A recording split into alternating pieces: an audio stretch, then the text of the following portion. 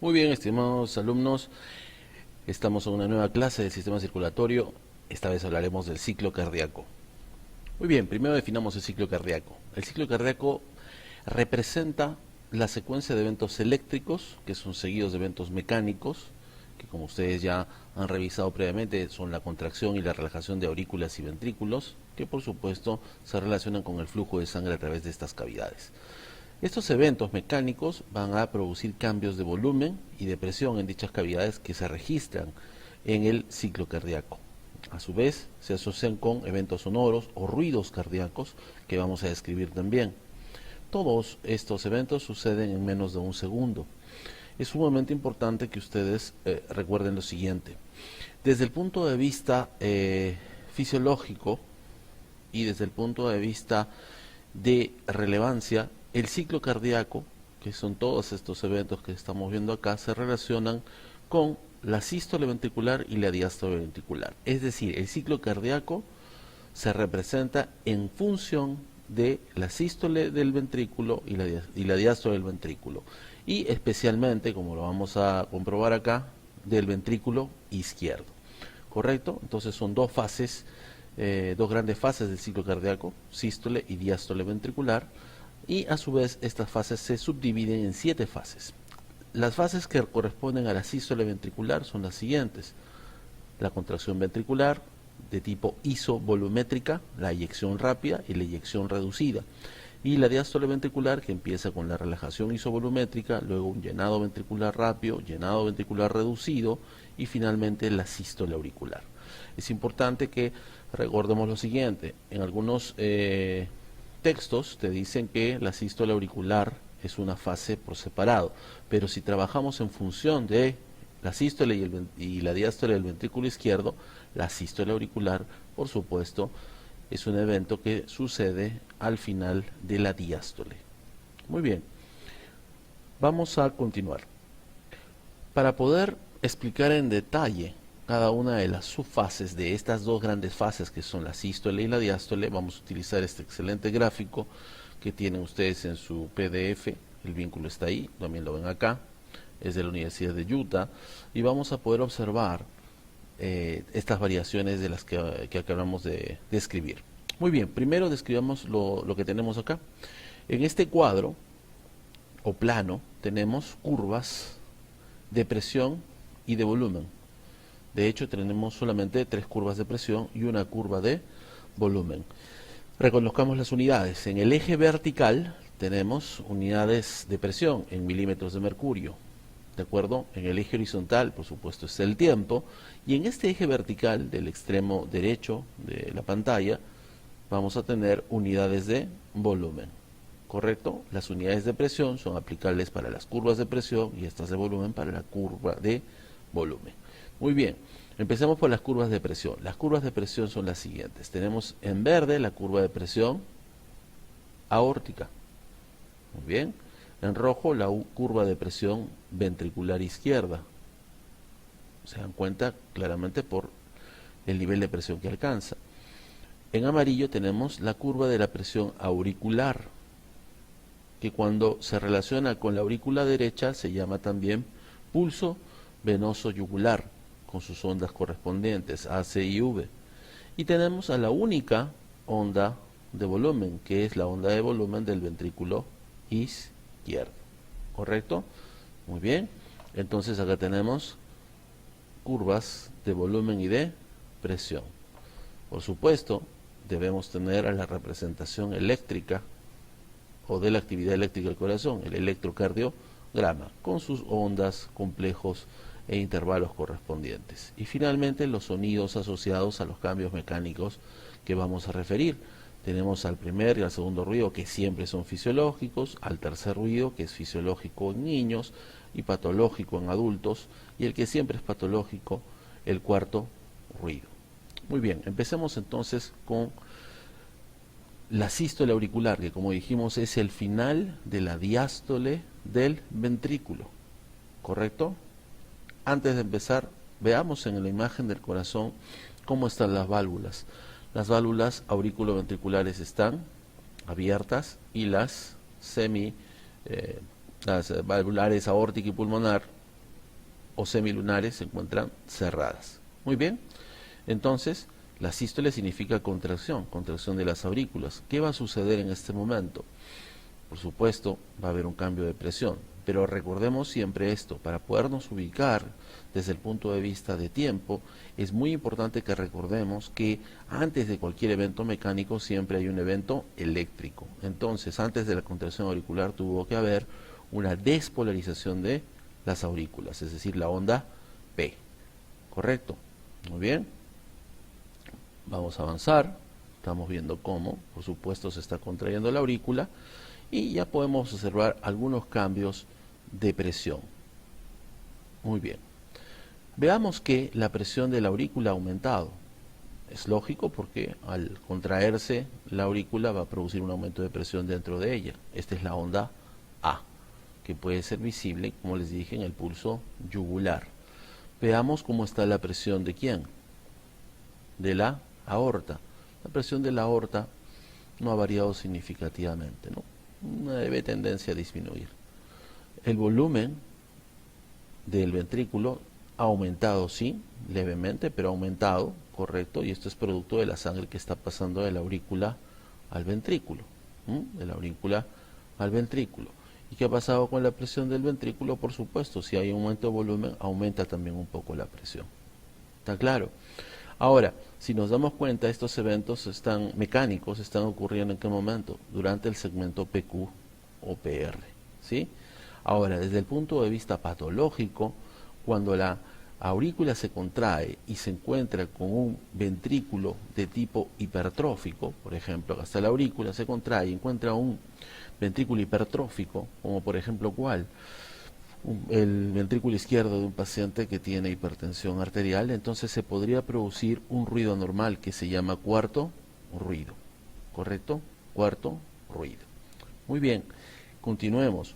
Nos damos cuenta también de lo siguiente, vamos a la parte eléctrica. La sístole auricular incluye parte de ¿quién? ¿De qué complejo? Complejo QRS. ¿De acuerdo? ¿Sí?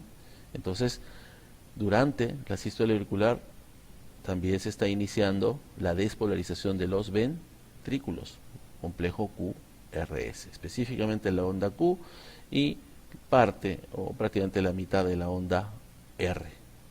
¿Correcto? Muy bien. Nosotros nos preguntaremos dónde está, por ejemplo, la onda de repolarización auricular, porque esta es la de despolarización. La onda de repolarización auricular no es que no existe, sino que está oculta detrás del complejo QRS. Es por eso que no la podemos discernir visualmente. ¿Está claro? Perfecto. Entonces vamos a avanzar y vamos a llegar a la siguiente fase, la contracción isovolumétrica. Esto ya es sístole. ¿Correcto?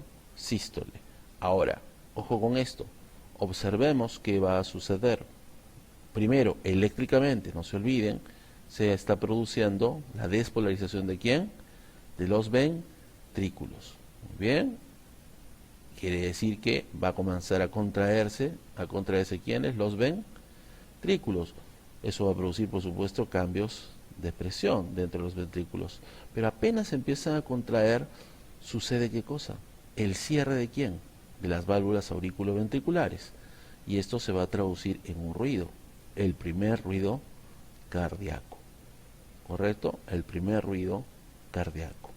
Muy bien. Ahora, ¿por qué se llama isovolumétrica? Porque claramente las válvulas auriculoventriculares están cerradas y también las válvulas semilunares están cerradas. Todas las válvulas están cerradas, por lo tanto, solo va a haber un cambio de presión en ambos ventrículos, más no de volumen, ¿sí? Por ejemplo, y vemos acá claramente cómo la presión del ventrículo izquierdo, la curva roja, aumenta de manera muy dramática, ¿correcto? Rápidamente y en gran cantidad durante esta fase, la contracción isovolumétrica, ¿correcto? ¿Sí? ¿Qué vamos a notar también nosotros? ¿Qué otro dato vamos a poder encontrar acá? Vamos a darnos cuenta que el volumen, como dijimos, del ventrículo no varía. ¿Por qué? Porque las válvulas están cerradas, ¿correcto? Muy bien. La presión de la aorta tampoco ha variado, no tendría por qué variar significativamente. ¿Por qué? porque también están cerradas las válvulas semilunares, ¿no es cierto? Y la aórtica es una de ellas, por lo tanto no hay ingreso de volumen de sangre. Muy bien, entonces está claro que esta contracción es sumamente importante para que los ventrículos desarrollen presión. ¿La presión suficiente para qué? Sigamos ahí.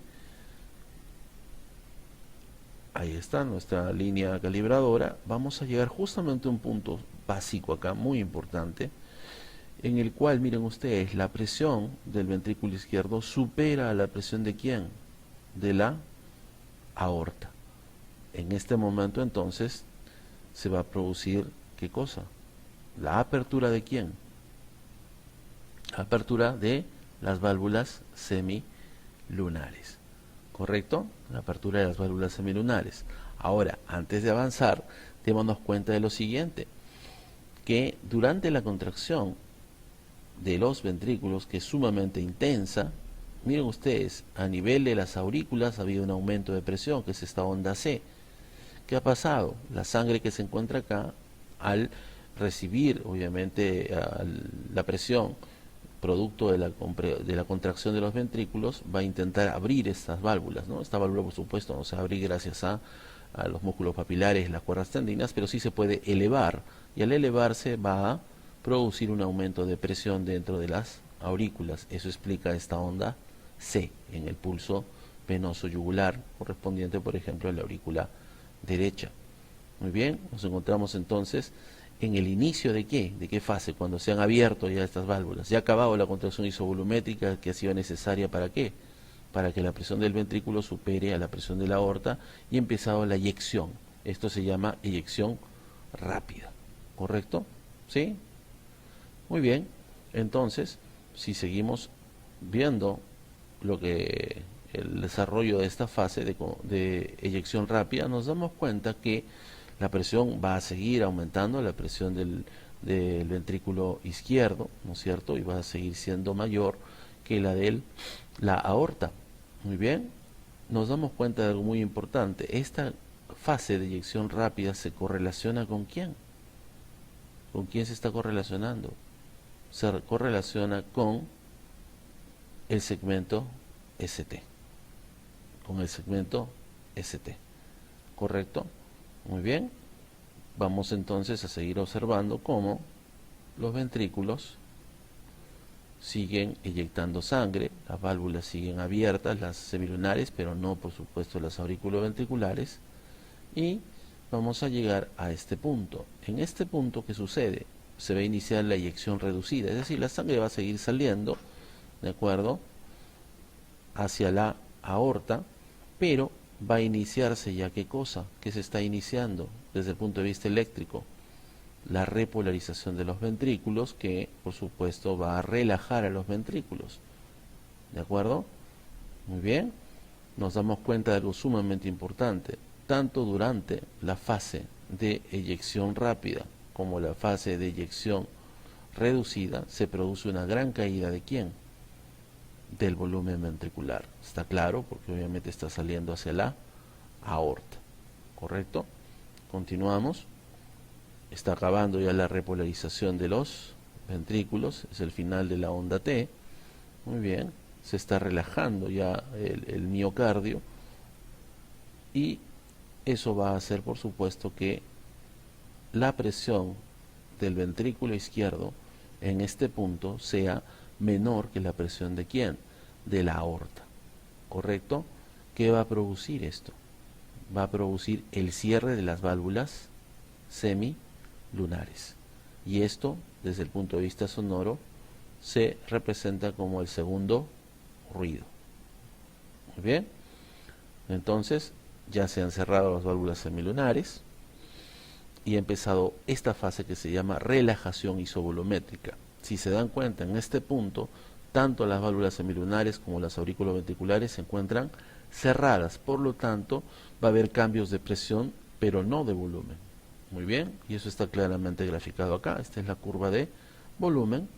No hay variación en cuanto al volumen, pero sí vemos que la presión del ventrículo va a comenzar a caer porque el músculo cardíaco comienza a relajarse. Miren ustedes, a nivel auricular, como la sangre está regresando a las aurículas, rápidamente se forma también una onda positiva que es la onda B. ¿Correcto? Muy bien, entonces vamos a seguir avanzando con esta fase que es de relajación isovolumétrica. Pero antes de terminar con esta fase, recordemos esta onda, o esta incisura, perdón, que se llama incisura dícrota, que se produce cuando la presión de la aorta se hace mayor que la presión del ventrículo izquierdo. ¿Qué va a suceder? Por un breve momento, la sangre de la aorta va a regresar al ventrículo, ¿sí? Entonces, ¿qué va a suceder? Va a haber una caída brusca de la presión de la aorta y se va a producir el cierre de las válvulas auriculoventriculares, semilunares, estamos hablando de la semilunar aórtica en este punto, y eso va a producir, por supuesto, una elevación también brusca de la presión, ¿sí? Esto, por supuesto, junto con la retracción elástica de la aorta. Entonces, esos elementos van a dar origen a esta incisura dícrota, que está relacionada principalmente con ¿qué? Con el cierre de la válvula aórtica. Muy bien, esta morfología también la vamos a ver en las ondas de pulso. Mientras más cerca esté, obviamente, ese pulso del corazón, entonces más parecida será. ¿Correcto? Muy bien, entonces vamos a continuar y estamos terminando ya la fase de relajación isovolumétrica. ¿Correcto? Muy bien, ¿a qué fase vamos a entrar? En este momento, ¿qué ha sucedido? Miren ustedes acá, miren esta curva de presión auricular y la curva de presión ventricular. En este punto, la presión auricular ha vencido a la presión ventricular. ¿Correcto? ¿Sí? Eso va a producir la apertura ¿de quién? De las válvulas auriculoventriculares, la mitral y la tricus pidia. ¿Correcto? Entonces los ventrículos van a comenzar a llenarse y es por eso que esta fase se llama fase de llenado ventricular rápido. ¿Correcto? Sí. Y se llama rápido porque claramente vemos cómo el volumen ventricular aumenta significativamente. ¿Correcto? ¿Sí? Aumenta significativamente, la presión del ventrículo va a comenzar, por supuesto, se va a mantener, pero va a aumentar también progresivamente en la siguiente fase, y vemos que la presión de la aorta, como estamos ya en una presión diastólica, estamos durante la diástole, comienza a disminuir. Un evento importante desde el punto de vista sonoro es la presencia de un tercer ruido. Este tercer ruido se presenta cuando se produce justamente este llenado ventricular rápido, ¿no? La sangre bruscamente pasa a los ventrículos. Si estos ventrículos se encuentran dilatados, ¿no?, por algún tipo de cardiopatía, entonces se va a producir una vibración en sus paredes que va a explicar este tercer ruido. ¿Ok? ¿Qué dijimos? ¿Es fisiológico en quién? Solamente en niños, ¿correcto? ¿Sí? Pero siempre es patológico en adultos, sobre todo en aquellos que tengan insuficiencia cardíaca congestiva o insuficiencia aórtica. También es normal en gestantes, ¿correcto? Entonces no se olviden, tercer ruido, normal en niños y en gestantes y patológico en el resto de la población. Muy bien. De todas maneras, hay que recordar que este llenado ventricular rápido, como se darán cuenta, es el más importante desde el punto de vista de volumen, ¿no? Significa más o menos el 70% del llenado total del ventrículo.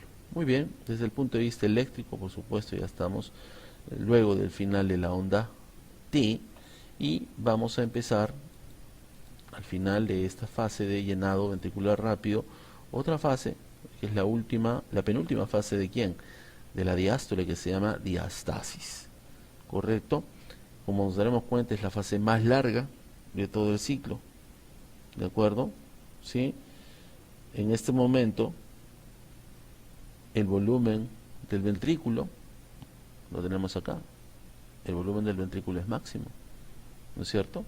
¿Sí? El volumen del ventrículo es máximo y, por supuesto, cuando hablamos del volumen final de la diástole, tendríamos que, obviamente, relacionarlo con quién, con este punto todavía, ¿no? La sístole auricular, que va a producir un llenado final del ventrículo, y acá en este punto estaría entonces ¿quién?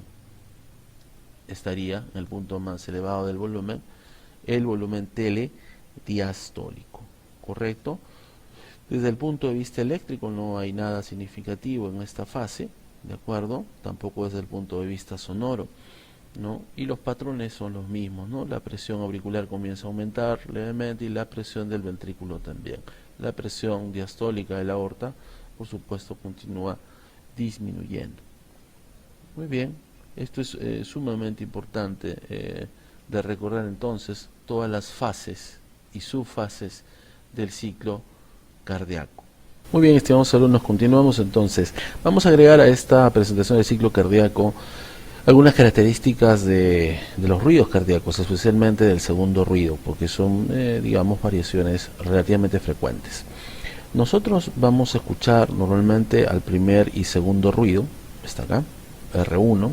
Y a los dos componentes del segundo ruido, que vendrían a ser el cierre de la válvula aórtica y la válvula pulmonar, ¿no es cierto? Podemos escucharlos en muchas personas como si fueran dos sonidos nada más, es decir, el primer ruido y el segundo ruido, ¿no? Un pum pum pum pum sería el sonido, ¿correcto? Pero fisiológicamente el segundo ruido se puede desdoblar, es decir, normalmente estos dos componentes, el aórtico y el pulmonar del segundo ruido, suenan como uno solo, pero con la inspiración estos dos componentes podrían separarse y podrían ser escuchados como si fueran individuales, ¿correcto? Entonces no sería un pum pum, sino sería un pum pum pum pum pum pum. Muy bien, ¿cómo se explica este desdoblamiento? Durante la inspiración, la presión intratorácica se hace más negativa, eso produce aumento del retorno venoso, ustedes ya han hecho la parte de gasto cardíaco, aumenta el volumen telediastólico del ventrículo derecho y aumenta el volumen sistólico eyectado también del ventrículo derecho, pero eso va a producir también una demora. Como hay más volumen, necesitas más tiempo para inyectar ese volumen adicional y eso va a retrasar el cierre de ¿quién? De la válvula pulmonar. Entonces se va a escuchar obviamente durante la inspiración un desdoblamiento de los dos componentes del segundo ruido. Muy bien. Ahora, desde el punto de vista ya no fisiológico, sino patológico, este segundo ruido se puede desdoblar, pero ampliamente, ¿correcto? O sea, mucho más que esta pequeña distancia, ¿correcto? ¿Sí? Y se produce tanto en expiración, como vemos acá, como en inspiración. Muy bien. Acá hay un retraso en el vaciado del ventrículo derecho. Eso puede ser producido por estenosis pulmonar, es decir, la válvula pulmonar está cerrada, no se abre adecuadamente y demora obviamente el tiempo de eyección del ventrículo derecho. Hay un bloqueo de la rama derecha, por lo tanto se contrae más lentamente ¿quién? El ventrículo derecho y se retrasa el vaciamiento. Entonces el desdoblamiento del componente aórtico y pulmonar del segundo ruido se produce tanto en expiración como en inspiración, pero por supuesto en inspiración va a ser mayor que en expiración. Muy bien. Ahora, puede existir también patológicamente un desdoblamiento fijo del segundo ruido. Si se dan cuenta, tanto en expiración como en inspiración, este desdoblamiento es el mismo, ¿no? Tiene la misma distancia, digamos, entre cada uno de los componentes aórtico y pulmonar. Esto se observa mucho en donde en la comunicación intraauricular, el septum, la pared que separa ambas aurículas, obviamente está permeable y eso va a producir que sangre pase de la izquierda, de la aurícula izquierda a la derecha, aumentan los volúmenes de la aurícula derecha y en el ventrículo derecho y aumenta también el flujo a través de la válvula pulmonar. Esto no tiene relación con la respiración porque obviamente es el shunt, esta comunicación anormal, la que está produciendo un aumento de volumen y se produce tanto en expiración como inspiración, entonces un retraso en el cierre de la válvula pulmonar, desdoblamiento fijo.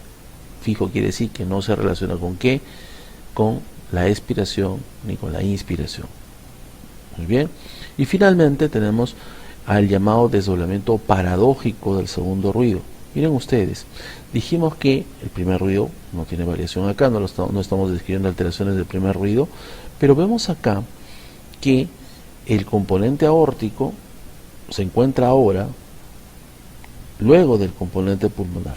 En la expiración, si se dan cuenta, hay una separación entre ellos, pero primero es el componente pulmonar y en la inspiración se acerca el componente pulmonar al componente aórtico. Entonces, ¿Qué pasa acá? Esto se observa en condiciones en las que se retrasa ya no el cierre de la válvula pulmonar, sino el cierre de la válvula aórtica, es decir, el componente aórtico. Esto se produce en estenosis aórtica o bloqueo de rama izquierda. Se invierte entonces el orden, ¿no? Se cierra primero el componente pulmonar y luego el componente aórtico, que por supuesto está retrasado. En la inspiración, ¿qué sucede? Como el componente pulmonar ahora se retrasa, ¿de acuerdo? Se acerca entonces ¿a quién? Se acerca al componente aórtico. Y esto va a eliminar paradójicamente el desdoblamiento. ¿Se entiende? O sea, vamos a tener un desdoblamiento en expiración que desaparece en inspiración.